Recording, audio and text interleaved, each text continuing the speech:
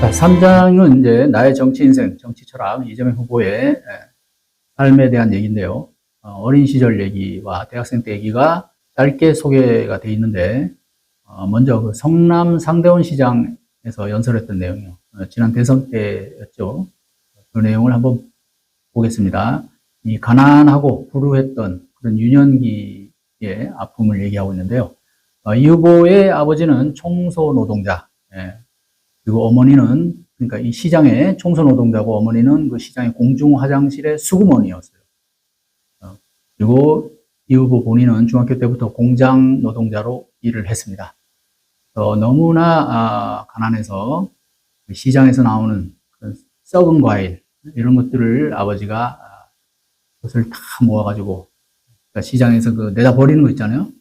그러니까 썩어서 못 파는 과일들 이런 것들을 오면 온 가족이 밤에 그런 것들을 먹고, 그럴 정도로 아주 가난한 그런 시절이었습니다.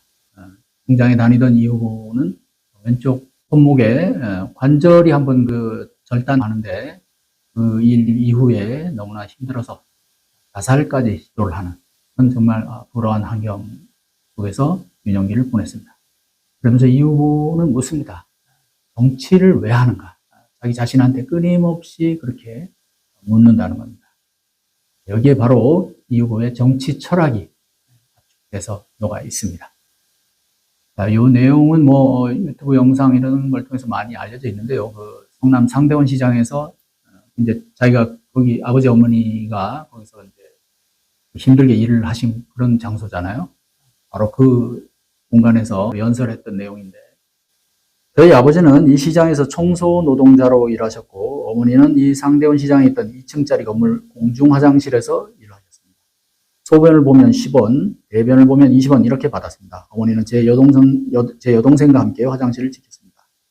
저희 가족은 저 상대원 꼭대기 살았는데 정말 열심히 살았습니다. 저는 초등학교를 마친 뒤 중학교에 가지 못하고 공장에서 일하기 시작했습니다. 고등학교도 가지 못하고 이 공장 저 공장에서 일했습니다. 그래서 저는 교복을 입어보지 못했습니다. 아버지께서는 상대원 시장에서 청소 일을 하다가 시장에서 버린 종이나 깡통 같은 것들을 모아 하대원에 있는 고물상에 가져다 파셨습니다. 그리고 시장을 돌며 청소하다가 상인들이 버린 과일을 주워 모았습니다. 썩기 직전 또는 썩어서 버린 과일을 주워다가 우리 식구들을 먹여 살리셨습니다. 저희 가족은 시집간 누나 빼고 8명이 반지하방 한 곳에서 살았습니다. 그때 저희 집에는 냉장고가 없었습니다. 식구들은 밤이면 다 모여서 아버지가 주워온 썩기 직전의 과일들을 한꺼번에 배가 터지게 먹어 치웠습니다. 냉장고도 없는데 놔두면 썩으니까 내일 아침에는 썩어서 못 먹으니까요. 저는 이 상대원 시장 골목에서 청소하는 아버지의 더러운 리어카를 뒤에서 밀 때가 많았습니다. 아침이면 교복 입은 여학생들이 이 골목을 통해 학교를 가곤 했습니다. 저는 그때 창피해서 그들을 피해 저 구석으로 숨었습니다. 그렇게 어렵게 살면서 공장에 다녔는데 작업을 하다가 팔을 다쳤습니다. 야구 글러브를 만드는 공장 프레스에 왼쪽 손목 관절이 으깨져 성장판이 깨졌습니다. 팔은 굽혀져 제대로 펴지지 않았습니다. 공장 일을 해서 돈을 벌어야 하는데 팔을 다쳐 장애인이 되었으니 앞날이 너무 캄캄했습니다. 그래서 그 어린 나이에 생을 포기하려고 했고 실행해 보기도 한 곳이 바로 저 뒤에 있는 1층 집의 반지하였습니다. 그러나 여러분, 이런 저의 참혹했던 삶이 제가 어떤 공경에도 불구하고 앞으로 나아가게 하는 원동력입니다. 지금도 누군가는 세상을 포기하고 떠나고 있습니다. 그런 사람들에게 기회를 주고 싶습니다. 희망을 만들어주고 싶습니다. 국민 여러분, 저는 정치를 왜 하는가를 가끔씩 생각합니다. 제가 정치를 하는 이유는 제가 탈출해버렸던 그 웅덩이석에서 지금도 여전히 좌절하고 고통받고 절망하는 사람들에게 공정한 세상을 만들어주기 위해서입니다. 공정한 세상이 되어야 합니다. 억울한 사람이 없어야 합니다. 삶에 희망이 있어야 합니다. 그래서 나도 열심히 노력하면 나에게도 길이 있다고 생각이 되어야 최소한 내 다음 세대들은 나보다는 더 나은 삶을 살 것이라고 믿어지는 세상이라야 아이도 낳고 꿈을 가지고 열심히 살 것 아니겠습니까? 그때 저희 가족과 함께 힘들게 살았던 사람들이 여전히 혹독한 노동에 시달리고 위험 속에서 목숨을 잃어가고 있습니다. 지금도 얼마나 많은 사람들이 힘겹게 살아갑니까? 국가가 할 일이 뭐겠습니까?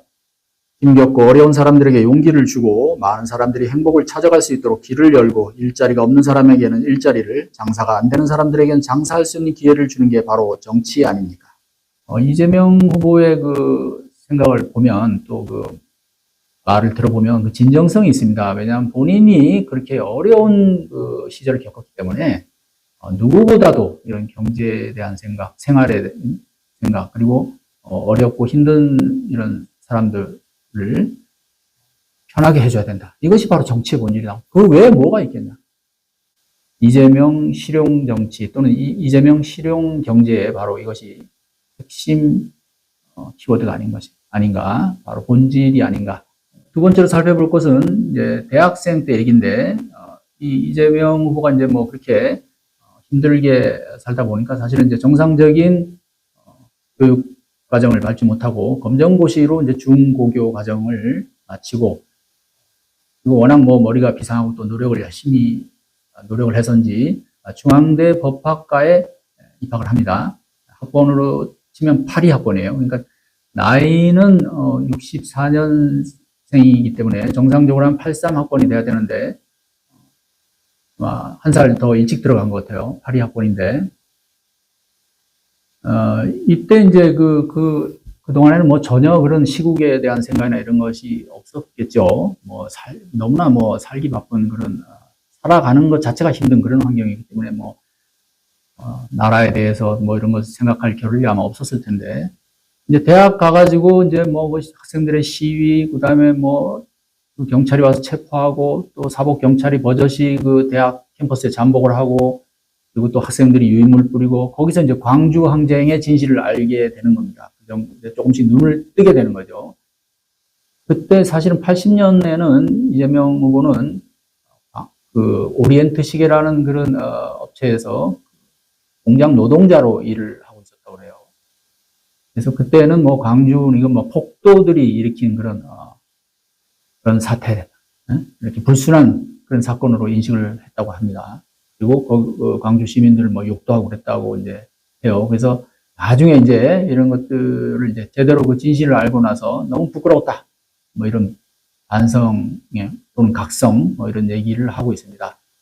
정말 내가 물론 몰라서 그런 것이 있지만은 나중에 그런 부분들, 왜냐하면 자기가 이제 심지어 비난까지 하고 그랬으니까 광주 시민들에 대해서 거기에 대해서 너무 부끄럽다 이런 얘기를 하고 있고, 심지어 나를 낳아준 그런 어머니, 생물학적 어머니가 있지만 나를 키워준 어머니는 광주다.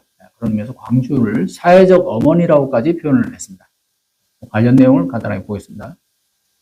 그러고 나서야 비로소 알게 되었다. 내가 그동안 5월 광주에 얼마나 가혹한 짓을 했는지, 요즘 말로 하면 2차 가해를 저지른 것이다.